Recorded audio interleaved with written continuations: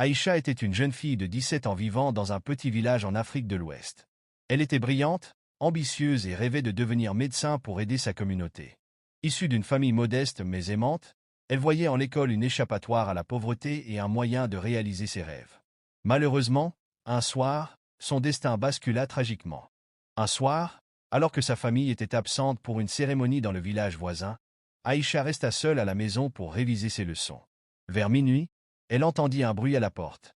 Pensant que c'était un voisin, elle alla ouvrir. C'était Boubacar, un homme influent du village, reconnu pour sa richesse et son pouvoir. Il était craint de tous.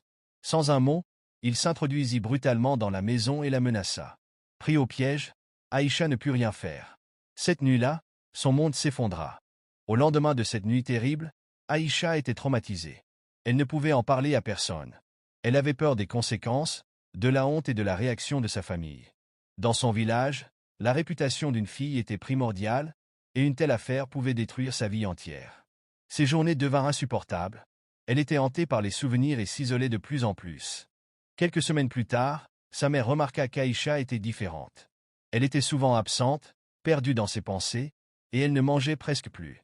Lorsqu'elle eut des nausées matinales, sa mère insista pour l'emmener chez une vieille sage-femme du village.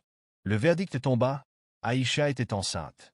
Sa mère, choquée, exigea des explications. Entre les larmes et les sanglots, Aïcha finit par tout lui révéler. La réaction de la famille fut mitigée. Si sa mère voulut la soutenir, d'autres membres de la famille lui reprochèrent d'avoir sali leur nom. Dans leur culture, il était inconcevable qu'une fille tombe enceinte hors mariage, quelle qu'en soit la raison. Malgré les pressions, la mère d'Aïcha décida de chercher justice pour sa fille. Elle se rendit chez le chef du village pour dénoncer l'acte odieux de Boubacar. Mais l'homme était puissant et avait des alliés.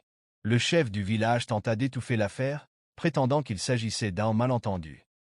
N'acceptant pas cette injustice, la mère d'Aïcha contacta une association de défense des droits des femmes dans la ville voisine. Cette association promit de les aider et d'entamer des poursuites contre Boubacar. Les démarches judiciaires furent longues et pénibles. Boubacar usa de son influence pour tenter de faire pression sur la famille d'Aïcha, les menaçant de répercussions.